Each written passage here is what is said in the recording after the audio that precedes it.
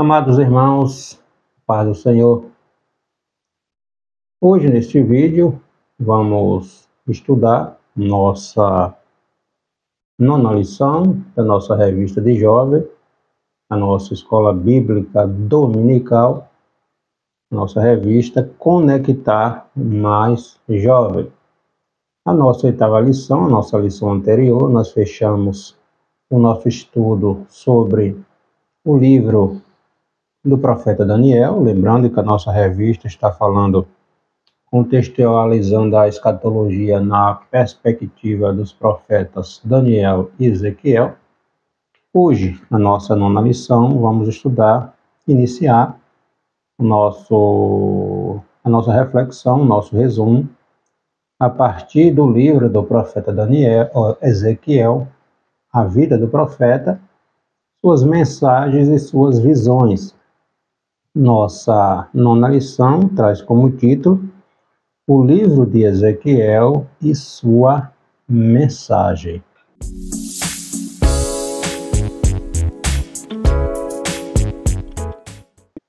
Nosso texto do dia está no capítulo 1, versículo 3 do livro de Daniel.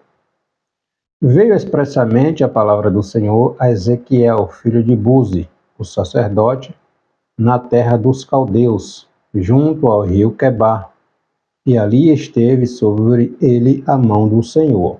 Verdade aplicada, diz que o profeta Ezequiel profetizou durante o exílio, exortando o povo, mas também trazendo uma palavra de esperança e restauração.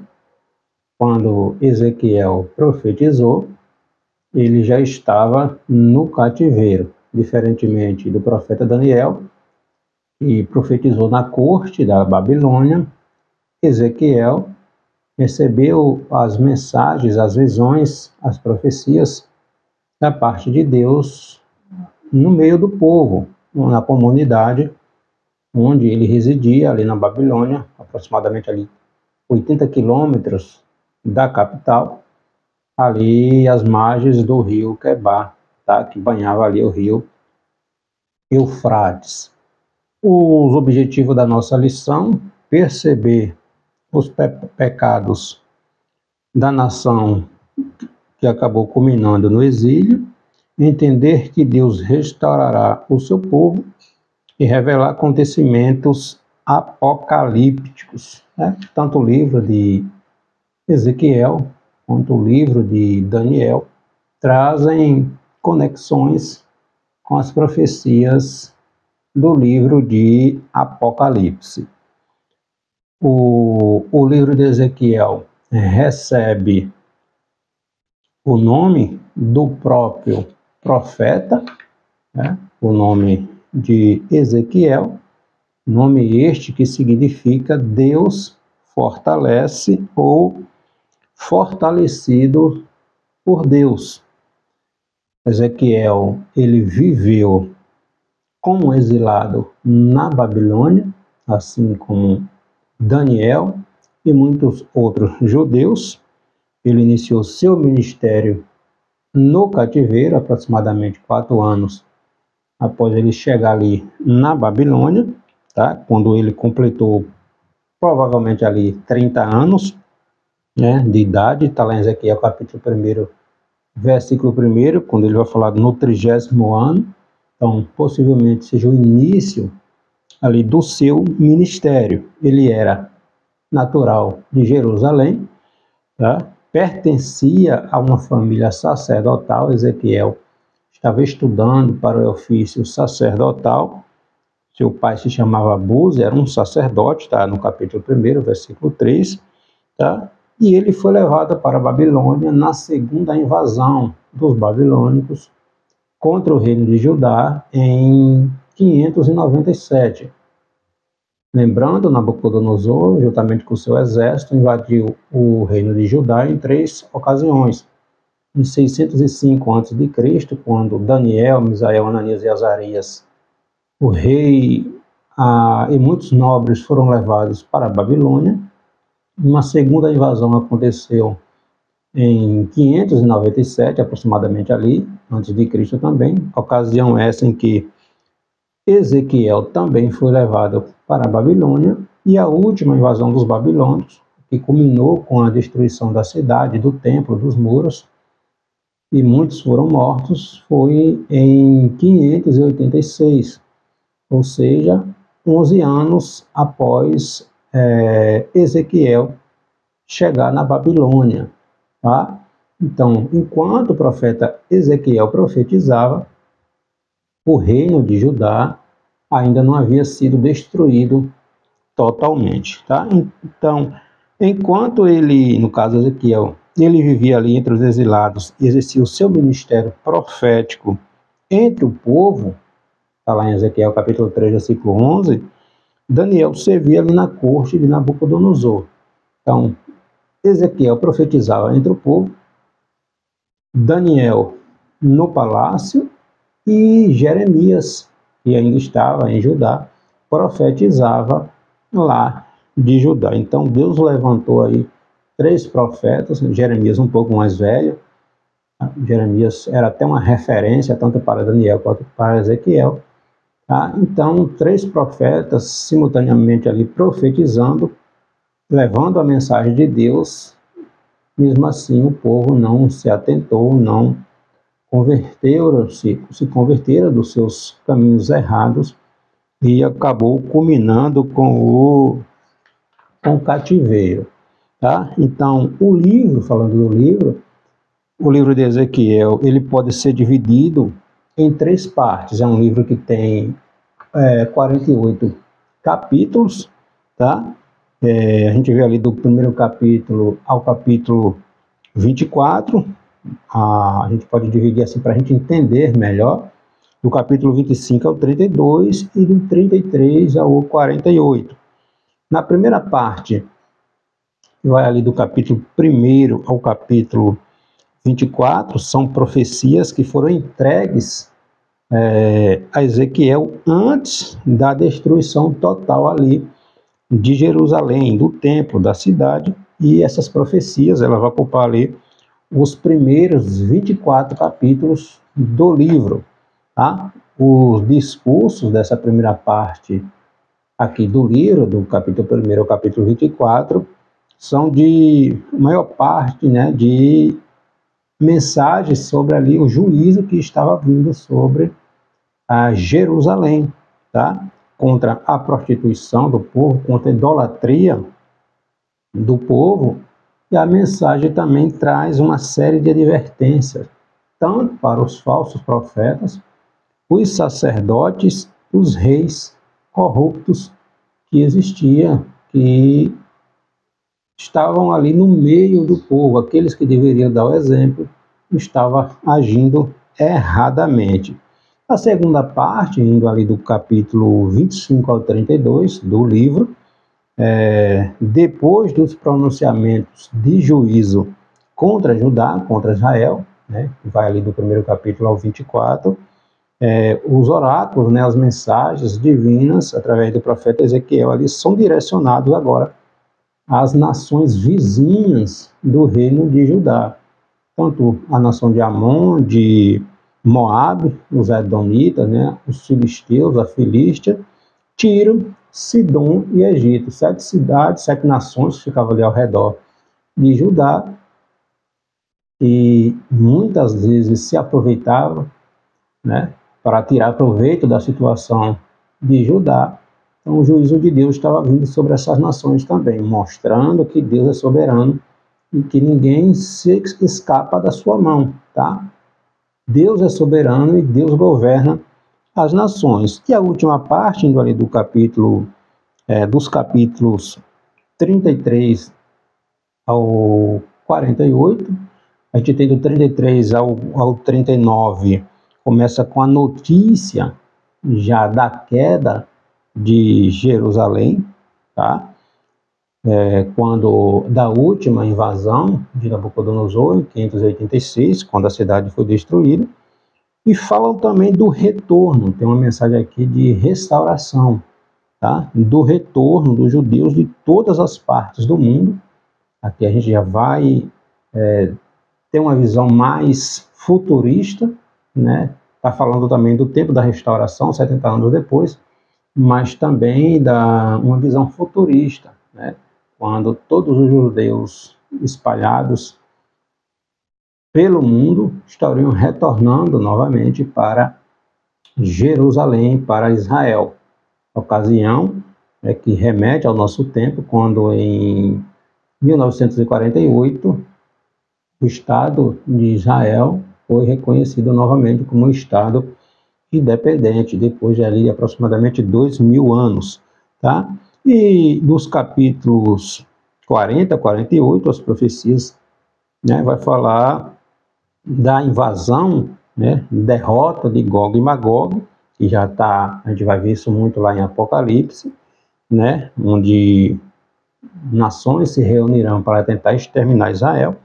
E o livro termina com a visão, né, de um novo templo, ou seja, o terceiro templo que está na iminência de ser construído, né, e da redenção para Israel, culminando com o reino milenar de Cristo. Então, este terceiro templo, e será o templo que o anticristo entrará, assentará ali, se declarará um Deus, exigirá a adoração dos judeus, está para se cumprir ainda, tá?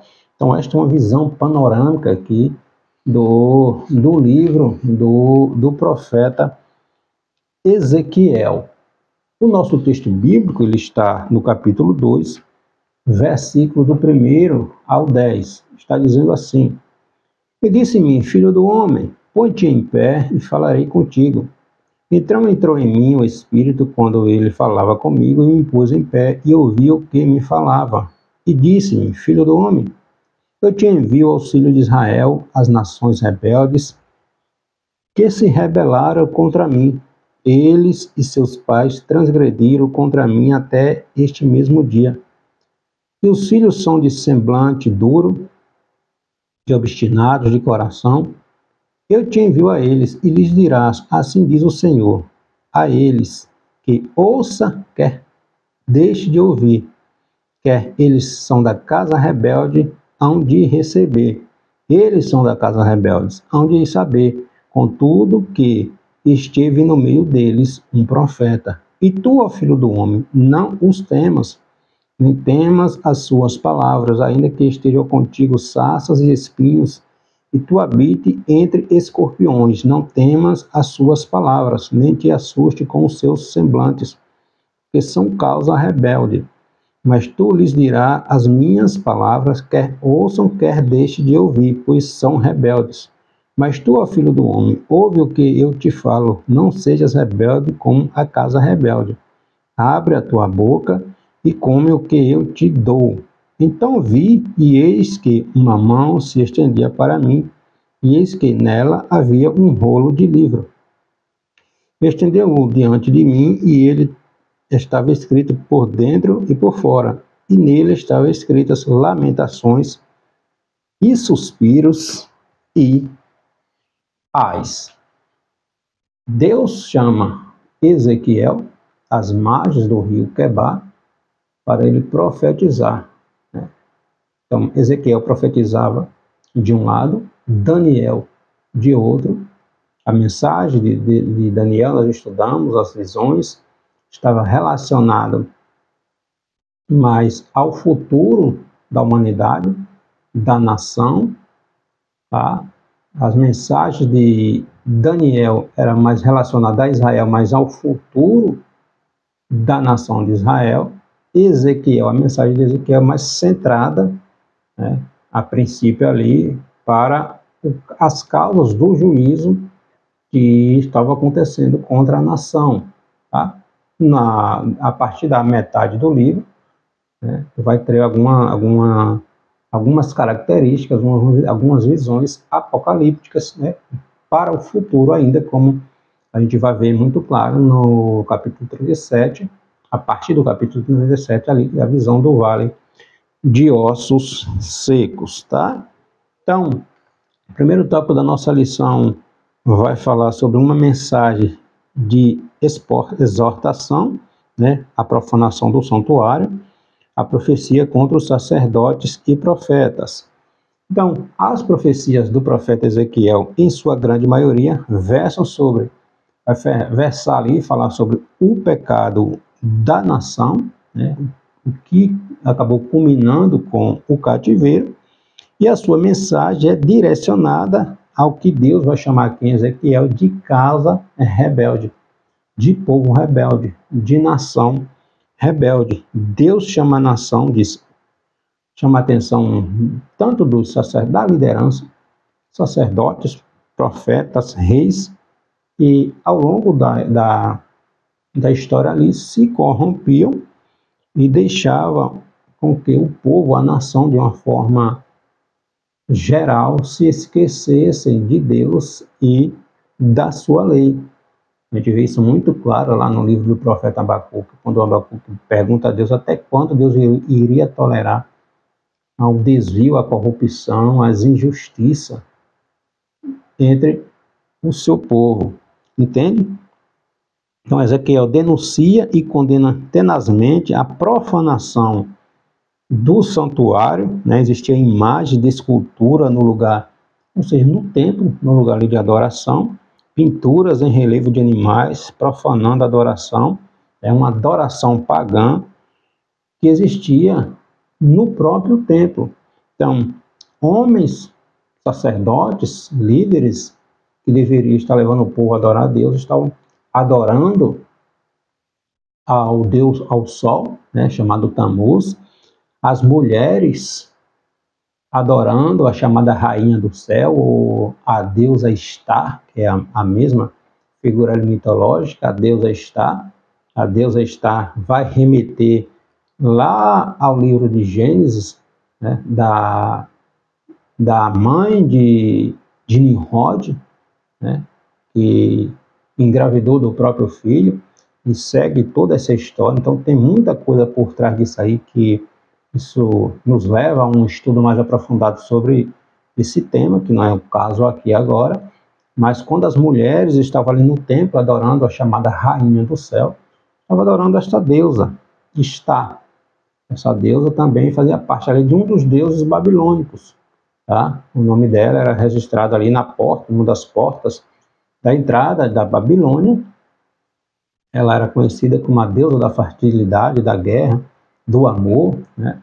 Então, existia tudo isso dentro do templo, né? Dentro do templo, imagina fora do templo. Então, Ezequiel ele exorta o povo ao arrependimento, à santificação, tá? Da casa de Deus, pois o juízo estava vindo. Então, o juízo estava determinado. Deus levanta o profeta para mostrar para o povo, principalmente aqueles que estavam já cativos na Babilônia, né, se declaravam culpados ou inocentes, muitos deles se declaravam inocentes, dizendo que os pais deles tinham pecado e eles estavam levando a culpa do pecado do pai.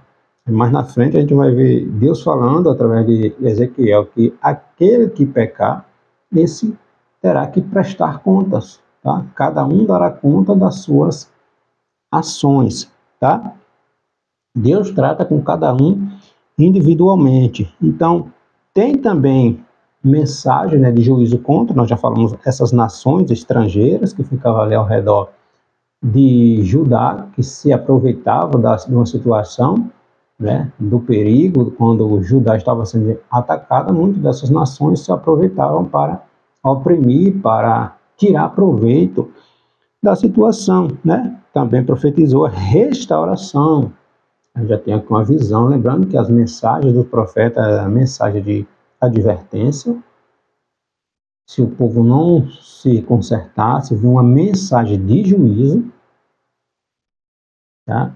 Se o povo não se endireitasse, aí vinha assim a mensagem dizendo: agora basta, já deu, é hora de prestar conta das tuas ações. Então, primeiro Deus avisa, Deus dá tempo para que o povo se arrependa, mas quando não há arrependimento, é necessário arcar com as consequências, né? Gálatas capítulo 6, versículo 7 está dizendo que ninguém zomba de Deus. Deus não se deixa escarnecer. Aquilo que se planta se colhe, tá? As duas classes responsáveis para transmitir os mandamentos de Deus ao povo, a liderança, havia se corrompido também, tá? Sacerdotes, reis, juízes, julgavam por interesses. Aqueles que poderiam pagar eram beneficiados. Uma verdadeira injustiça. Aquele que não tinha condição de pagar uma propina, vamos dizer assim, não tinha como ser beneficiado. Então, a justiça estava corrompida. A justiça estava corrompida. Os líderes espirituais, na sua grande maioria, eram corruptos. Os sacerdotes profetizavam mentira. Então, profetizavam por conveniência. Eles não ouviam a voz de Deus, mas aquilo que o seu coração queria falar, eles passavam para o povo como se fosse uma mensagem de Deus. Enquanto isso, o profeta de Deus, Jeremias, estava falando, e Jeremias era castigado, era lançado na cisterna, era chicoteado, passava fome, porque profetizava a verdade. O povo estava com os ouvidos tapados para a verdade e atentos às mentiras, aquelas mensagens que massageavam os seus egos. Não é diferente do que nós vemos hoje. Profetada para tudo quanto é lado, profeta de tudo quanto é lado, mas será que Deus está falando? Realmente? 90% dos casos não é Deus falando, é o homem que está falando. Deus não está falando assim. Tá? Então, era assim estava acontecendo com a nação de Israel. Nós vemos um episódio, está lá em 2 Reis, quando Acabe, rei do Reino do Norte, tinha mais de 400 profetas profetizando que se ele fosse para a guerra, lá em Ramote Gileade, contra os sírios, Acabe seria vitorioso. E só um profeta, Micaías, estava profetizando ao contrário, dizendo que se ele fosse, seria a ruína dele. Acabe deu ouvidos aos seus profetas falsos e acabou morrendo. Tá? Então, muitos profetas na nossa geração não são profetas de Deus. Estão profetizando mentira, estão sendo enganados e enganando o povo. Só que a palavra de Deus diz: Deus não se deixa escarnecer. Uma hora, a prestação de conta chega. E nós temos visto, tantos escândalos, tantas lideranças caindo, tantas lideranças. Claro que uma coisa não tem nada a ver com outra, mas Deus não se deixa escarnecer. A hora da colheita chega. Ninguém brinca com a igreja de Deus. Tá? Jesus chega para Pedro no capítulo 21 do Evangelho escrito por João e diz: apacenta as minhas ovelhas. As minhas ovelhas. Então, as ovelhas de Cristo. Em João capítulo 10, Jesus disse: eu dou a minha vida pelas minhas ovelhas. Ninguém me força, eu dou. Então, será que Jesus não terá ciúmes com aqueles que têm tirado proveito das ovelhas do Senhor, que têm se aproveitado da lã das ovelhas do Senhor? Entende? Tirando proveito da fé dos irmãos? Cuidado, Deus não se deixa escarnecer. Tá?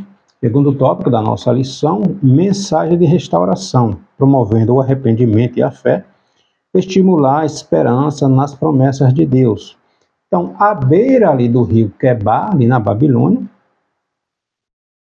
Ezequiel profetizava, exercia o seu ministério, pontuando que o pecado da nação trouxe desgraça e destruição para o povo.